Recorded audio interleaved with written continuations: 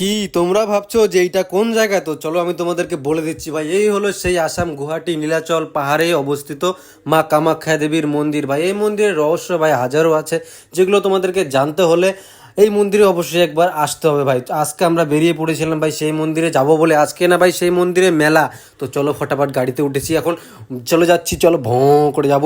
আর ভাই মন্দিরে আজ দেখাবো ভাই কি কি আছে। ভাই সব থেকে বড় কথা, মন্দিরে এসে দেখি কি ভিড় লাগছে গো, একদম গেটের মধ্যেই। তো ভাই চলো এখন ভিতরে যাওয়া যাক। তো ভাই আমরা সবাই মিলে ভিতরে যাওয়ার জন্য রওনা দিলাম। আর ভাই দেখি যে ঠাকুরের কাপড় সবাই একটা করে মাথায় লাগিয়েছে, তো ভাবলাম আমরা একটা করে লাগিয়ে নিই, তাতে ভালোই লাগবে অনেকটা, কি বলো তোমরা? তো চলো ফটাফট লাগিয়ে নিই। ভাই যখন আমি লাগাচ্ছিলাম তখন দেখি যে একটা ভঁ সাউন্ড হচ্ছে। ভাই পিছনে ঘুরে দেখি যে ভাই ধোয়া দিচ্ছে, কারণ এত মানুষ হয়েছে তাই হয়তো কিছু কেমিক্যাল দিল। তো চলো আমরা এখন লাগিয়ে নিই। ভাই আমি ফটাফট করে লাগিয়ে নিলাম, আর দেখতে পাচ্ছ আমার কি সুন্দর লাগছে। তো ভাই এখন বাকিরাও যে কি লাগাচ্ছে এটা, ভাই সবাই লাগিয়ে একেবারে কি সুন্দর লাগতেছিল সবাইকে। তো চলো এখন উপরে যাওয়া যাক। ভাই উপরে আমরা রওনা দিচ্ছি ভাই। ভাই সব থেকে ইম্পর্টেন্ট কথা হচ্ছে, উপরে চড়তে চড়তে না ভাই একদম রাত হয়ে গেছিল, সত্যি কইতেছি একবারে রাত হয়ে গেছিল, কি কমু আরও। তো ভাই সবাই মিলে উপরে চলা শুরু করে দিছি ভাই, অনেক হাঁটছি। আর এখানে বিভিন্ন বিভিন্ন কিছু দেখছি, মা কালী, তারপরে আবার অনেককে শিব, অনেক পার্বতী, এরকম এরকম সেজে সেজে থাকে, দেখতে পাচ্ছ শিব ঠাকুর। আর এখানে ভাই সাধুর কথা তো বলবেই না, এত ভাই এখানে সাধু আছে যে কি বলবো। আর আমরা যেতে যেতে দেখেছিলাম যে কিছু কিছু ওয়ালে বা পাহাড়ের সাইডে সাইডে কিছু কিছু ঝর্ণা বা কিছু মূর্তি এরকম কিছু বানানো হয়েছিল। ভাই এগুলো বহুত সুন্দর লাগে মন্দিরটা চড়ার সময়, এগুলো জিনিস দেখলে না একটা কীরকম জানি শান্তি ফিল হয়। তো ভাই আমরা এরকম অনেক অনেক কিছু দেখেছি ভাই, দেখে ভীষণ ভালো লাগছিলো। তো সবাই মিলে যাচ্ছিলাম। আর ভিড়ের কথা ভাই বলবো না রে বাবা রে বাবা রে বাবা রে বাবা বাবা, এত ভিড় রে ভাই কি বলবো। আর এটা তো ভাই পুরো পাহাড়, এই পাহাড়ে উঠতে উঠতে না ভাই এত রাত হয়ে গেছে, আর পা আসা হয়ে গেছে সব ব্যথা। কিন্তু ভাই হ্যাঁ, শান্তি আছে মনের মধ্যে, বহুত শান্তি লাগবে।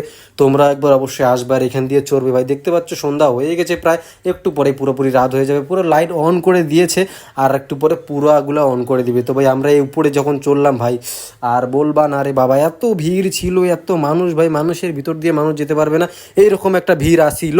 তো চলো সবাই মিলে এখন যাওয়া যাক ভাই। তাও আমরা ঢুকবো মন্দিরে, দেখবো।